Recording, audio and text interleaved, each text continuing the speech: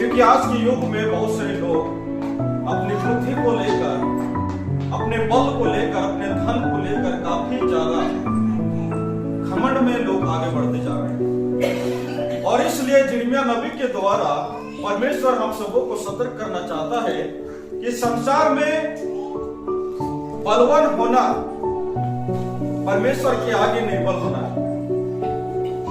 संसार की दृष्टि में बुद्धिमान होना परमेश्वर की दृष्टि में मूर्ख बनना है। संसार की दृष्टि में धनवान बनना परमेश्वर की दृष्टि में कंगाल के समान है। क्योंकि आप जितने भी संसार में धन दौलत मन मर्यादा से जितने भी प्रतिष्ठित एक व्यक्ति हो सकते हैं, लेकिन जब तक परमेश्वर की अनुग्रह आपके जीवन में ना रहे तब तक आप परमेश्वर की दृष्टि में एक कंगाल व्यक्ति की तरह ही दिखे जाएंगे। और इसलिए परमेश्वर चाहता है कि आप उसके वचनों के द्वारा, उसके वचन के द्वारा, उसकी आज्ञाओं के द्वारा, परमेश्वर की आशीष के द्वारा आप धनवान बने। और परमेश्वर ये कभी नहीं चाहता है कि लोग अपने सोच और विचारों का इस्तेमाल करते हुए इस संसार में आगे बढ़े। मसीह में प्यारे भाई बहनों, जितनों ने अपना ज्ञान, अपनी बुद्धि, अपनी विवेक का इस्तेमाल किया परमेश्वर के राज्य के लिए, वे कभी सफल नहीं हो पाए। जितनों ने अपने बल पर घमंड किया था वे सभी मिट गए, बर्बाद हो गए। उनका कोई उनका कोई चर्चा अभी हम लोग नहीं सुनते हैं। और आज जितने भी संसार में धनवान हुए वे भी एक दिन मरेंगे। और इसलिए यिर्मयाह नबी के द्वारा परमेश्वर हमें इस बात को आग्रह करता है कि बुद्धिमान अपनी बुद्धि पर घमंड ना करे, और ना वीर अपनी वीरता पर, और ना धनी अपने धन पर घमंड करे। पर जो घमंड करे वो इस बात पर घमंड करे कि मैं ही वो यहोवा परमेश्वर हूं जो आकाश और पृथ्वी का न्याय धर्म से करता हूं। Hallelujah, praise the Lord. और इसलिए आप परमेश्वर की दृष्टि में अगर आप निर्बल हैं तो आपको बलवान बनाने के लिए तैयार है। अगर आप परमेश्वर की दृष्टि में दुखी जीवन जी रहे हैं, कंगाली का जीवन जी रहे हैं, और अगर आपका विश्वास और भरोसा परमेश्वर में बना हुआ है तो आप परमेश्वर की दृष्टि में धनवान हैं।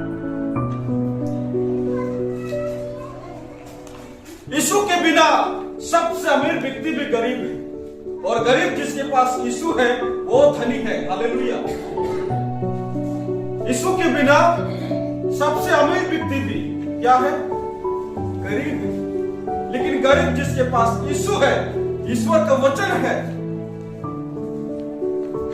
ईश्वर का डर और भय जिस मनुष्य के जीवन में वो धनवान है। और वचन हमें यही सिखाता है। और इसलिए संसार और आत्मा में एक बड़ी डिफरेंट हम लोग देखते हैं। क्योंकि संसार और आत्मा का मेल जोल नहीं है। और इसलिए परमेश्वर उस दृष्टि से नहीं देखता है जैसा संसार उस दृष्टि से देखता है। क्योंकि परमेश्वर के सोच में आकाश और जमीन का फर्क है, और हमारा सोच और विचार परमेश्वर के सोच और विचार से कई गुना जमीन और आसमान से भी बढ़कर क्या फर्क है। और इसलिए परमेश्वर आज इस यिर्मयाह वचन के द्वारा हमें आग्रह करना चाहता है कि बुद्धिमान अपनी बुद्धि पर घमंड ना करे। क्यों? इसलिए कोरिन्थियों का वचन में लिखा हुआ है कि मैं ज्ञानवानों के ज्ञान को नष्ट करूंगा और बुद्धिमानों की बुद्धि को भ्रष्ट कर दूंगा। कहां रहेंगे इस संसार के ज्ञानवान लोग? कहां रहेंगे इस संसार के बुद्धिजीवी शास्त्री लोग? क्या परमेश्वर ने इस संसार के ज्ञान को मूर्ख नहीं ठहराया है? हालेलुया। परमेश्वर ने इस संसार के ज्ञान को जब मूर्ख ठहरा दिया है, तो आपको ऐसा क्यों लगता है कि संसार के ज्ञान के द्वारा ही आप परमेश्वर के राज्य में आगे बढ़ सकते हैं? ऐसा क्यों लगता है हमें कि संसार के ज्ञान के द्वारा ही मैं परमेश्वर के उस राज्य तक पहुंच सकता हूं जो परमेश्वर ने मेरे लिए बनाया है? ऐसा कदापि नहीं हो सकता मेरे प्रिय भाई बहनों। हालेलुया। क्योंकि आप अपनी बुद्धि के द्वारा, अपने ज्ञान और समझदारी के द्वारा आप परमेश्वर के अनुग्रह को समझ नहीं सकते। आप अपने जितने भी ज्ञान का इस्तेमाल कीजिए, आपके पास जो भी है अपने मन मस्तिष्क में, आप अपनी विवेक, अपनी बुद्धि, अपने समझदारी के द्वारा उस महान परमेश्वर की योजना को नहीं समझ सकते। और इसलिए परमेश्वर चाहता है कि हम अपनी बुद्धि का, अपने बल का, अपने धन का प्रयोग परमेश्वर के लिए ना करें,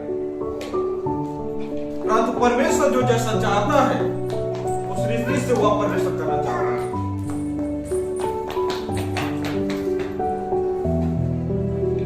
सुलेमान अपने राज्य का एक सबसे बुद्धिमान राजा था।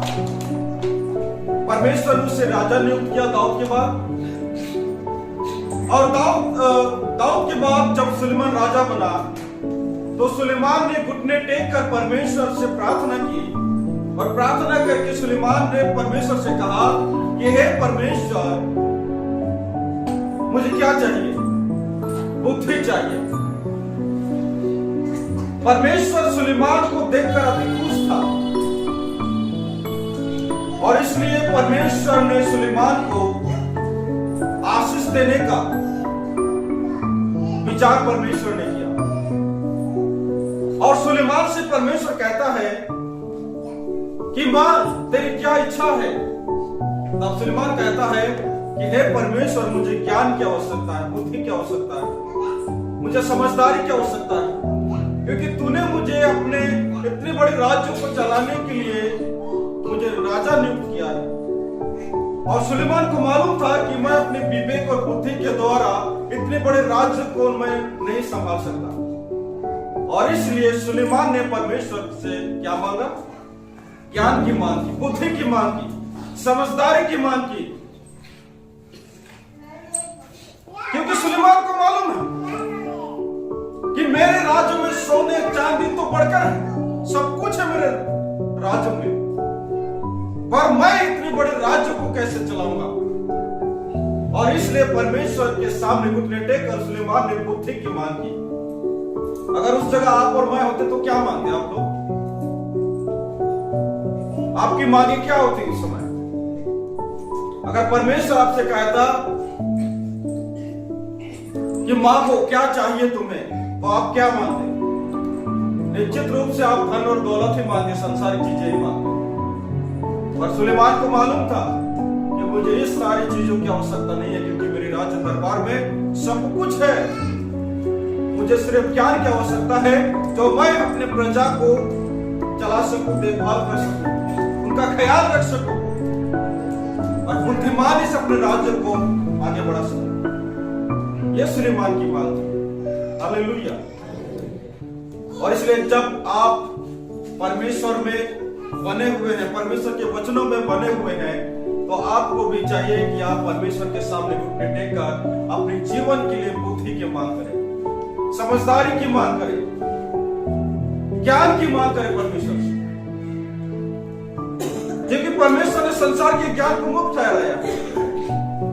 अगर परमेश्वर ने संसार के ज्ञान को मुक्त ठहराया है, तो आपको परमेश्वर से ज्ञान की मांग करना है, कि आप अपने ज्ञान और बुद्धि के द्वारा इतने बड़ी दुनिया में आगे नहीं बढ़ सकते हैं, जब तक कि परमेश्वर का अनुग्रह, उसकी दी हुई आशीष आपके जीवन में ना रहे। इसलिए वचन कहता है कि बुद्धिमान अपनी बुद्धि पर घमंड ना करे। आज से बहुत साल पहले एक टाइटैनिक जहाज का निर्माण हुआ। क्या जहाज का? टाइटैनिक जहाज का निर्माण हुआ, और ये टाइटैनिक जहाज विश्व का सबसे बड़ा जहाज बना। विश्व का सबसे बड़ा जहाज, दिखने में बहुत ही ग्लोरियस था, महिमामय थी। देखने में जहाज बहुत सुंदर थी, और विश्व का ये पहला वो जहाज था टाइटैनिक जो इतना बड़ा बनाया गया था। जब ये जहाज बनकर तैयार हुआ तो जहाज के बनाने वाले मालिक के पास आकर एक व्यक्ति ने पूछा कि ये जहाज जो आपने बनाया है ये ठीक तो है? इस जहाज के बारे में कुछ बताइए। अब उस जहाज के मालिक ने क्या कहा? उस शिप को बनाने वाला मालिक ने कहा कि इट इज ग्लोरियस, ये महिमामय है, यह बहुत सुंदर है, भव्य है और विश्व का पहला बनाया हुआ जहाज है।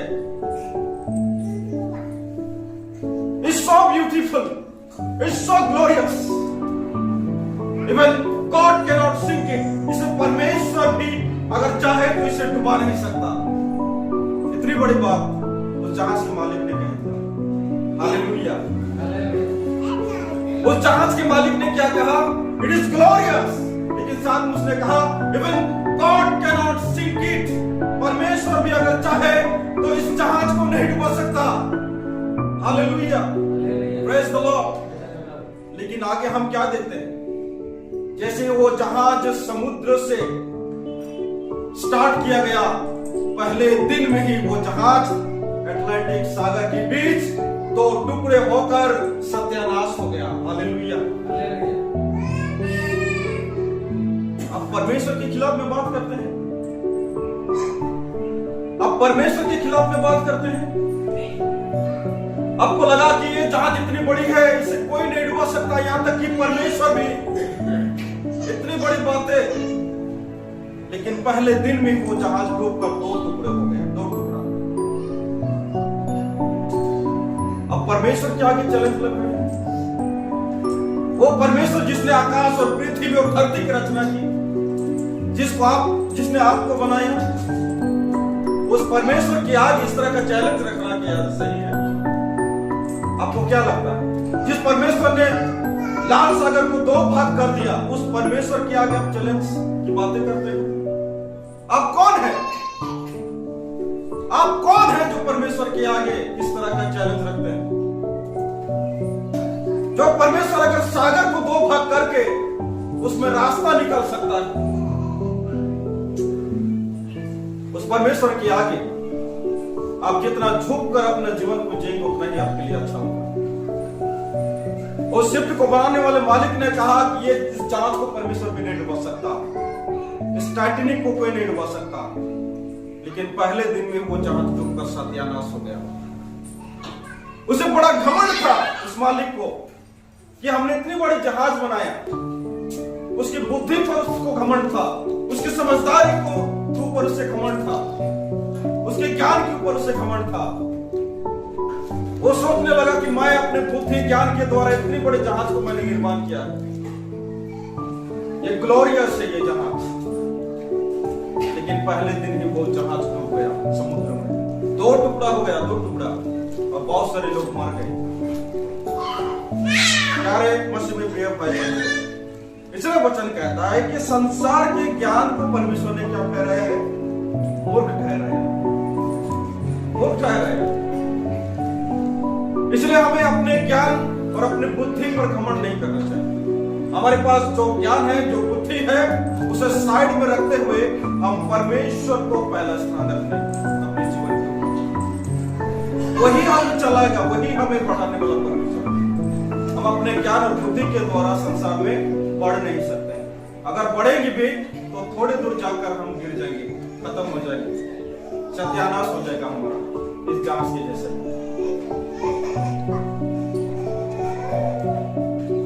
और आगे क्या कहता है कि ना वीर अपनी वीरता पर, वीर,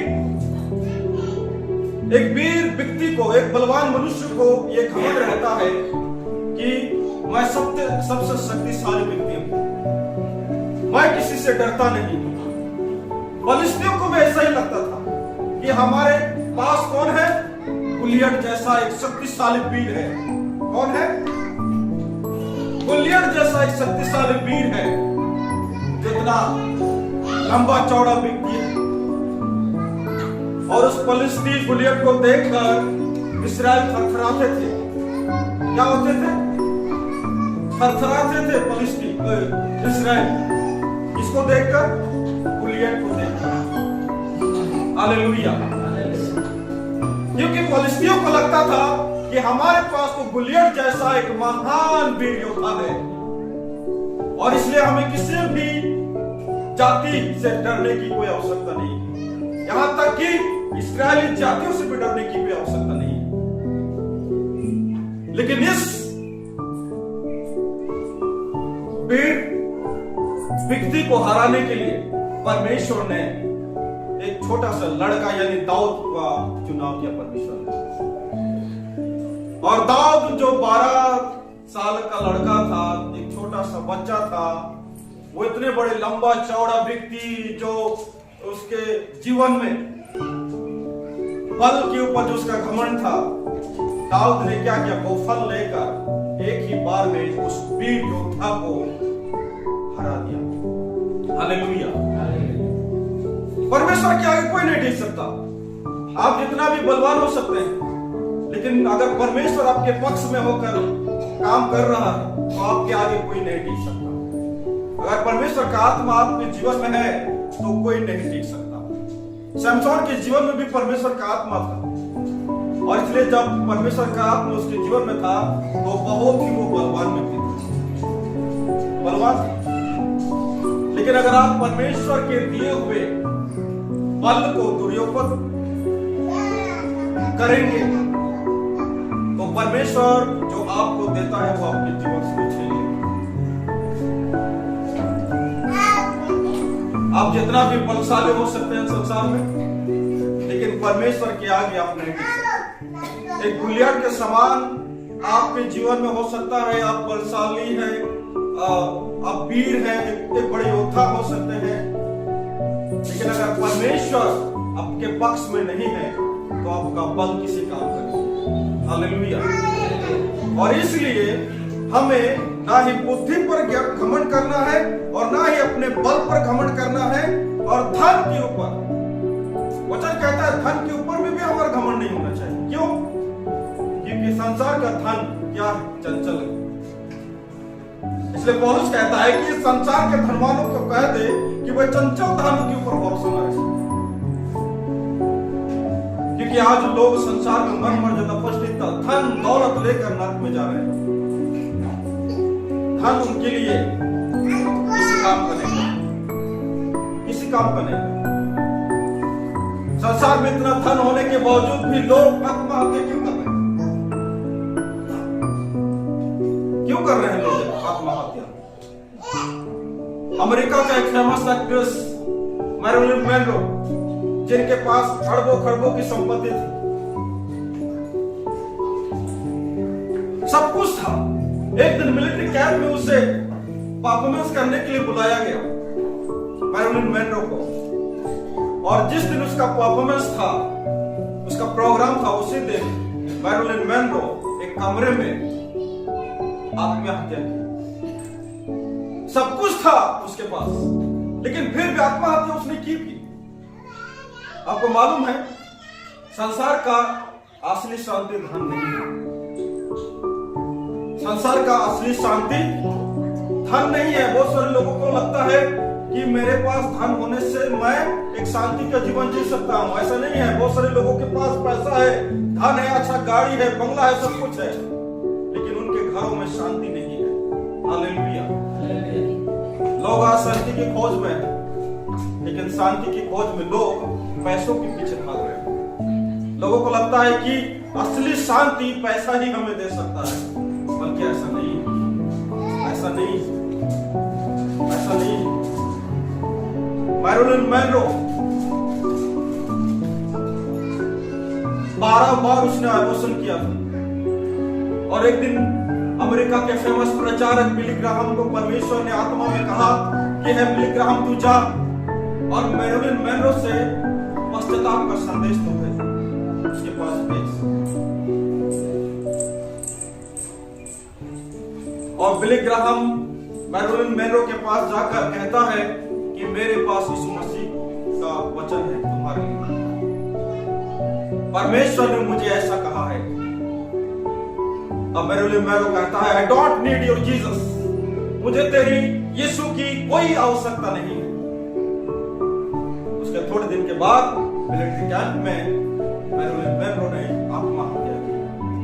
मसीह में प्यारे भाई बहन, आपके पास जितना है उसमें ही आपको संतुष्ट रहना है, क्योंकि मसीह लोगों को संतुष्टि का जीवन जीना सीखना है। अगर आप संतुष्ट नहीं है मसीह जीवन में, तो आपको दुनिया में और कोई संतुष्ट नहीं रख सकता इस मसीह के सिवा।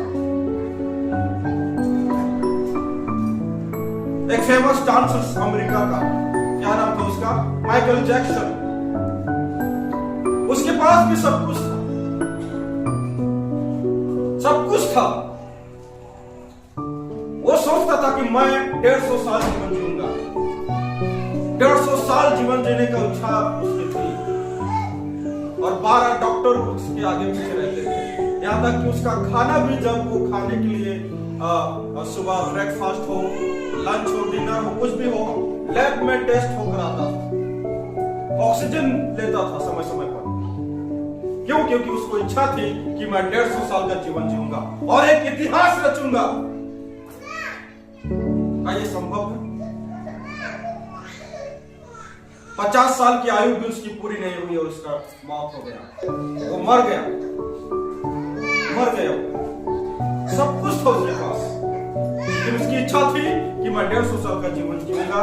लेकिन 150 साल का जीवन तो बहुत दूर की बात है, वो 50 साल की आयु को पूरा ना कर सका और उसकी मौत हो गई।